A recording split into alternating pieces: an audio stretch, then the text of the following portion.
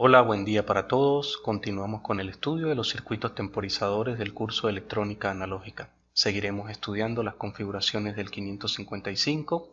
En esta oportunidad vamos a estudiar el biestable. Para ello vamos a ocupar el diagrama interno del temporizador 555, en donde vamos principalmente a estudiar el comportamiento del flip-flop. Recordemos entonces el comportamiento de un flip-flop SR basado en su tabla de la verdad.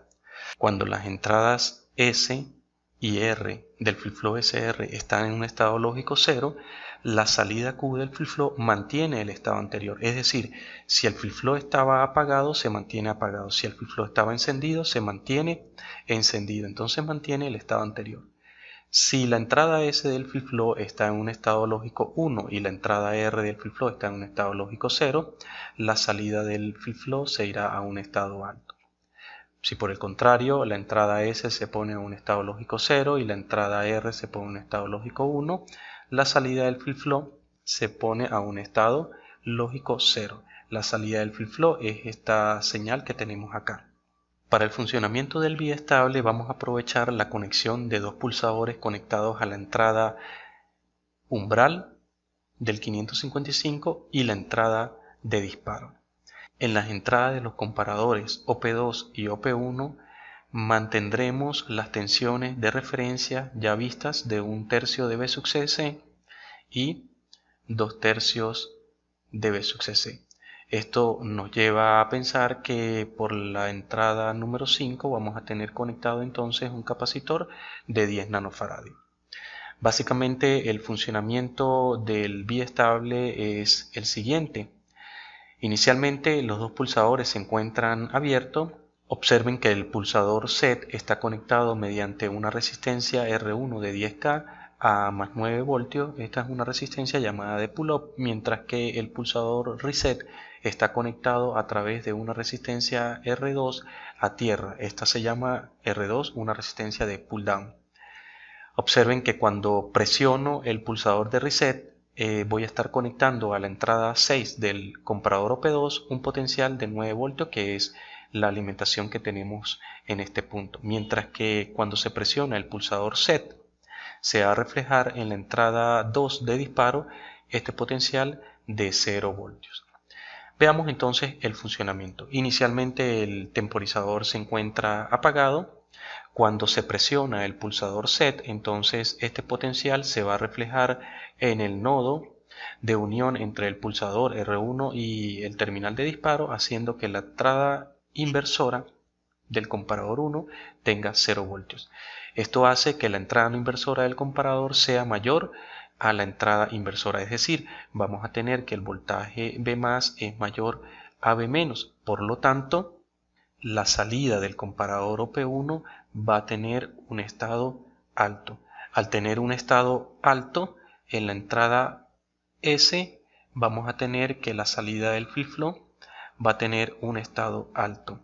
A su vez, la salida del 555 también estará en un estado alto.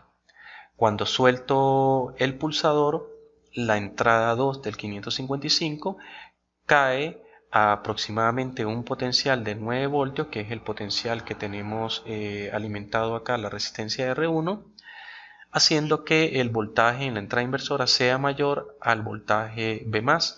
Por lo tanto, la salida del comparador 1 va a estar a un estado bajo. Entonces voy a tener que ahora la entrada S del flip-flop va a estar a un estado bajo y la entrada R también va a tener un estado bajo.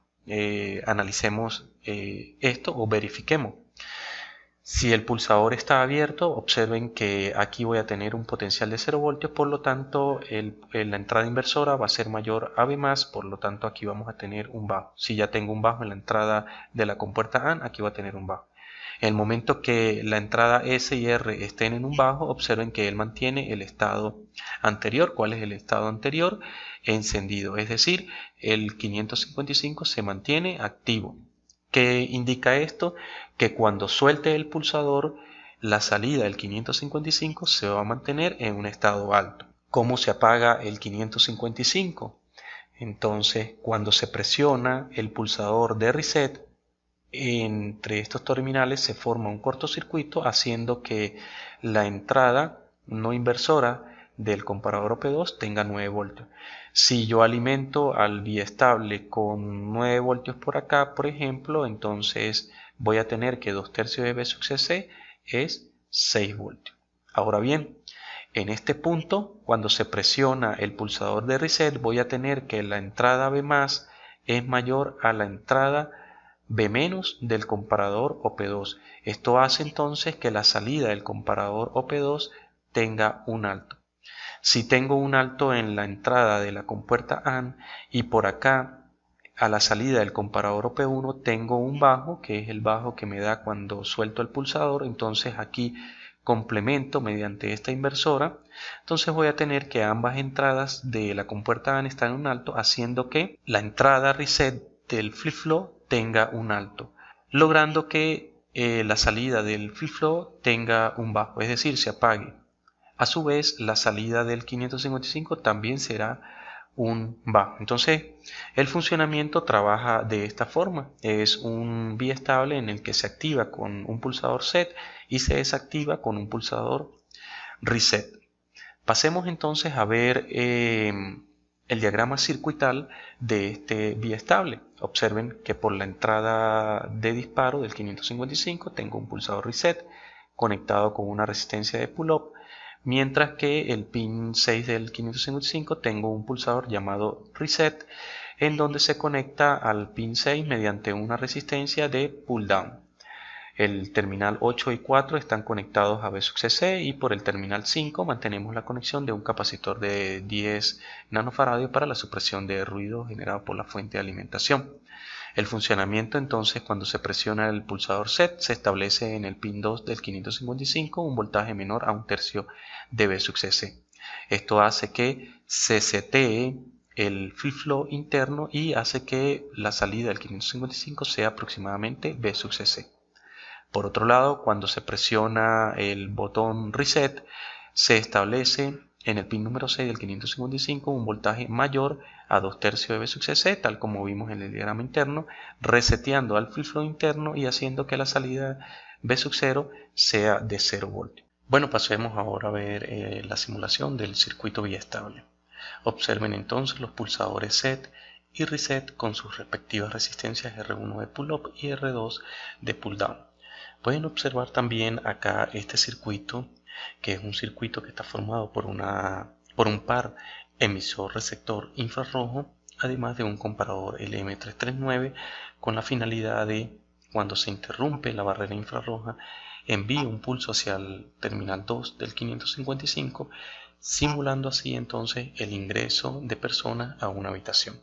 Entonces, básicamente la aplicación que le vamos a dar ahora al 555 en modo biestable es el control de unas luminarias con el ingreso de una persona para que el encendido sea de manera automática. Es decir, cuando ingresa una persona a una habitación, se interrumpe este haz infrarrojo formado por este par emisor-receptor y lo vamos a simular acá en Proteus abriendo el interruptor. En el momento que se abre el interruptor, se simula el ingreso de una persona, encienden las luminarias, que lo vemos acá reflejado con el encendido del diodo LED, termina de ingresar la persona, cierra el interruptor y observen que el diodo se mantiene encendido.